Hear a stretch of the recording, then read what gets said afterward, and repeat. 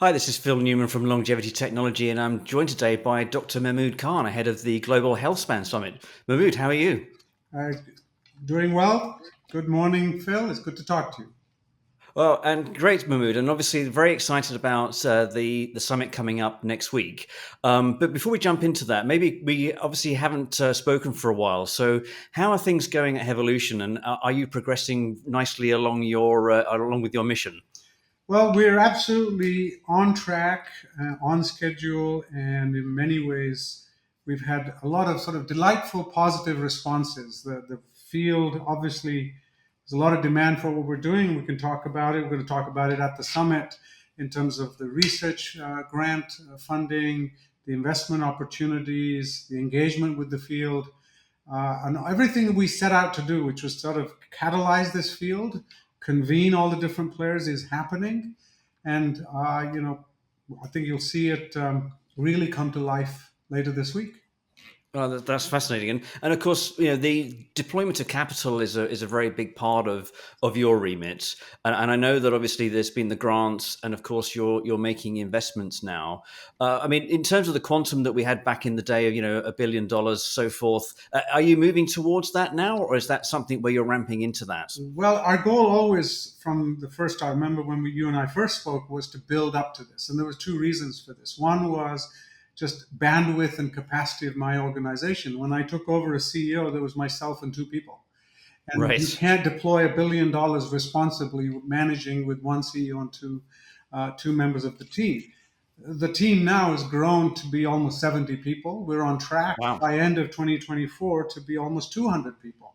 So now we have the manpower and most importantly, the senior executives in place on my executive team who have the experience to do this, whether it's head of science, head of finance, head of investments, etc., all of whom will be there next week. The second part of this equation was the field itself is small. It's nascent. It can't absorb that much investment and that much science funding from the get-go. You have to build that capacity, and that's exactly what we've been doing. And now almost entering into our third year, we've been almost doubling every year to build to that. We are well on track, and I'm confident we're going to get to that target number. And I've always anticipated it will take 3 to 5 years to build to that. We're entering year three, well on our way.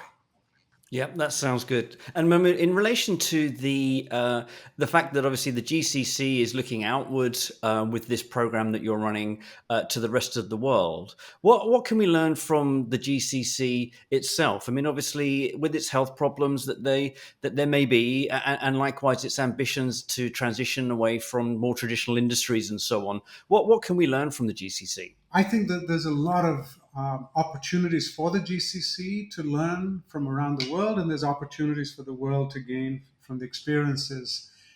In some ways, leapfrogging, given that the infrastructure and processes and systems being built are new, and there's a chance to actually implement the latest technology. So, a couple of things to think about here. One is we all know that over the last if we go back over the last century, life expectancy has gone up by about 30 years, which is also the case in the GCC. Unfortunately, at least 20 years of that 30-year gain is accompanied with disease that are related to aging, such as diabetes, heart disease, cancer, degenerative joint diseases. By a number of criteria, people in this part of the world, just like also in South Asia, see an increased prevalence of diabetes, of cardiovascular complications from the diabetes, and now increasingly age related cancer. So it suggests that the burden of disease is higher on a per capita, per capita basis when you age match than we've seen in Northern Europe. And so the benefit of what is being implemented and catalyzed by evolution is proportionally greater for the population of the GCC, and is one of those things that's what's good for the world is good for the GCC, and what's good for GCC is good for the world. And the other is this is the Middle East, right? So this is also an amazing opportunity to learn how to convene people from the East and the West coming together, taking the Right. best ideas. Okay. So let's talk about the event that's coming up. You are convening people from all around the world, Mahmood. It's happening soon. What can we expect from the event? I think we can expect a number of things. One, whenever you convene the best minds of any field, and in this case, related to healthy lifespan, you're going to generate not only discussion, but you're looking for new ideas. The convergence of different disciplines allows you at that juncture to come up and think about what are the innovations. In fact, if you look over scientific discoveries, most of them have happened when different disciplines have come together. And now we have that, exactly that. The second is we're going to move this field forward into the marketplace, into the end consumer's hands. You need to have not only scientists, capital, investors, large industry, small industry, but also policymakers, regulators, and bioethicists, right? Which is all part of this. This is unique. This has never actually been brought together as at one meeting from all of these different disciplines, all talking about healthy lifespan. And I think just that discussion. The second is, of course, we're going to make some great announcements. Some of the work that we've been doing is leading up to us now being able to announce investments, research funding, partnerships, all of those initiatives. And the third is a sharing of these ideas in a very public forum so that the discussion isn't just happening in a closed room.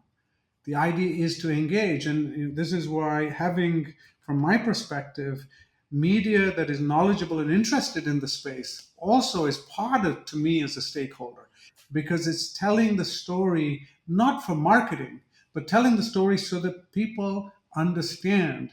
Because at the end of the day, we've got to bring the public along.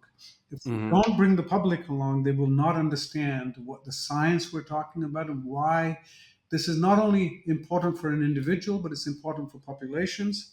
And by the way, we've got economists coming who are talking about the economic benefit of doing this, not just in cost saving, but the productivity gains by keeping a population healthy are enormous.